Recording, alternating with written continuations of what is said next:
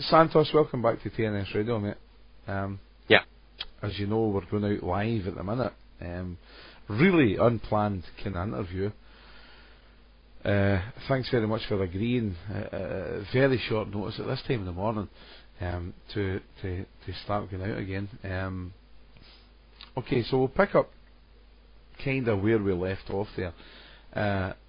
If we know that the Bible and the Vatican and everything else is man-made and pretty much hearsay, then what do you reckon the unum sanctum and the se qui vi things are really about? I mean, do we really allow these things to have energy when we breathe energy into them, or do you think that good question. Very good question. Well, we are now allowing it with our consciousness to disappear. It's a structure. Rome is just an old structure. It's very old, man. It's the product. It's a kingdom of ideas, and the ideas are gone now. They no longer serve mankind. And those ideas were very rigid, man. Rome ruled with an iron rod. And it was foretold in the scriptures that this child would come and rule with an iron rod. And that's Rome, because of the Iron Age. It's lasted about 2,000 years. And we've just come out of it 300 years ago. Yeah, and we've entered... There's my question there, and I know that we're live on the air and it's very short notice and stuff, Santos, and I do appreciate you as a friend, as a man, as a fellow human being, as a fellow individual, fellow frequency, whatever way you want to describe you and I. Again, you're a guy that's looked into this and studied this, and I'm a guy that's just sitting here asking you questions, yeah? So here's the question that I have for you at this moment in time, is if we believe that all these things, all the scriptures, all the Bibles, all the things, everything is hearsay, se qui vi, so hearsay, it's just a thing that's wrote in a piece of parchment, piece of baby skin, perhaps. I mean, all that is also hearsay as well. Is it possible that we're giving too much energy to this one particular subject, when in actual fact we can only be who we are, what we are, be as influential to other people as we can be, and at the same time realise who we are? And then that beggars me the question to ask yourself, then really, why should we give all that stuff any lip service or energy? Yeah. Well, that's a useful approach, yes. I mean, because at the end of the day, I mean, if it's all bullshit, if you want to say it like that, I mean, if it's all bullshit, and it's all hearsay, and it's all conjecture, and it's all assumption and presumption, then is it fair to say that we should just be getting on with our lives regardless of some alleged parchments that's sitting in the Vatican? Yeah, but we shouldn't be getting on with our lives in the sense of, ignoring that it's going on. We should be getting on with our lives in the sense of transmuting and improving our lives, getting ready for the consciousness, because these people are going to miss out. It's very sad, but the world that you see out there, that Rome, that is the remnants of dying Rome, that's the world that's going to hell, if you like. You know what I mean? It's the world that is going to miss out on the big shift. So, to me, there's only one thing of importance, and that is moving upward in the shift. I'm concerned mostly with that. That's all. I'm doing as much as possible in a natural way. And here's a very, very important thing, Gary, okay? This is one thing that you can be doing that is very, very important. In fact, it's crucial. If you don't do this, you're in trouble. You're really in trouble. And the two things, they are to sun gaze and to walk on the ground with your bare feet. Oh yeah. As much as you can, if not every day. You got to connect with Every the ground. day. You got to Yeah, connect with and the ground. Absolutely. If you're not doing that, forget about ascending. Yeah. Yeah, Really, you've got to connect because it's going to be very, very difficult. Now, there's a YouTube video called Solar Gazing with HRM.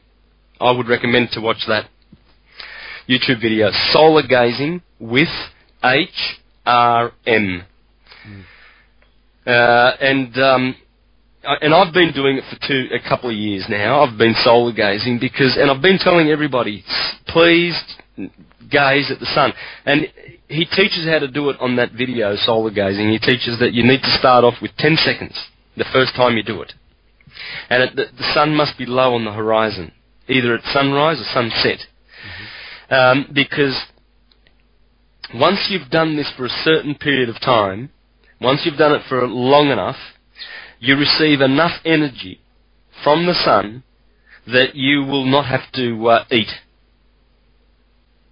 You don't have to get your energy anymore from secondary sources. Because the primary source of energy is always the sun. The sun, yeah. Anywhere you go in the universe, the sun is the king and the ruler of that solar system. Because he is the vital energy and the life giver. Yeah. And all the others are receivers. That's all they are. They all receive from him. That's why he's a him, because the receivers are the females. It's the magnetic force in the universe. Because that spiritual masculine force is projecting itself out and creating forms in this world, you see? But we need to connect with that Father of ours. That's our Father in the sky. And when we do, our pineal gland is re-established as the third eye, and that's it. There's no turning back. We're going back. The pineal gland, obviously, is a different conversation altogether, you know. What we're talking about now, between ourselves... Yeah. And a few million listeners, Santos, is that, you know, the fact that what I'm basically trying to get to the bottom of here is the inception of the Setui Qui the history of the Bible, the hearsay of this, that, and the next, and the Vatican. Right. So here's a question I would like to put in front of you. As you've already stated, you know, the Bible and all this kind of stuff that you're talking about, and I hope you understand where I'm coming from, Santos. I'm trying to ask questions from the listener's point of view. Okay. Yep. Me and you've spoken loads of times before.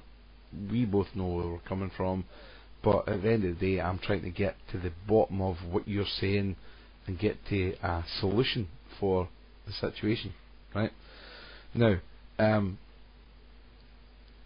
if I was to say to you, right, okay, the Bible is hearsay, you would agree with that, yeah? In the historical sense, yes, but not as a scientific document. I mean, that can't be. It really can't be. Can that be hearsay? I mean, it's just a document that's really just addressing scientific truths, really. Well, we've already. But as a historical document, for sure, it's all hearsay. Yes, it definitely is the most historical. At the end of the day, it's historical. Whether it's got any factual evidence, proof, or otherwise is debatable in your eyes, yeah? Yeah, yeah. Right, okay. So we've established the fact that the Bible could be hearsay as far as historical evidence is concerned, right? Yep. Okay, so let's look a little further and a little deeper, and let's say that the Setui Qui documents that you talk about, there's 3 of them, yeah? Yeah. Right. Could you give the listeners a wee heads up on what they are, the dates of them, and what they encountered? I mean, I know I covered this in a previous show of my own. In fact, I think it was with yourself was the Setui Qui Vi. I think it was like 14 odds, 1500 and 1600. Could you give us the factual dates, what they're about, and exactly the details of them? Yeah, okay, well, these Setui KV trusts were set up by various popes through history, through the 1400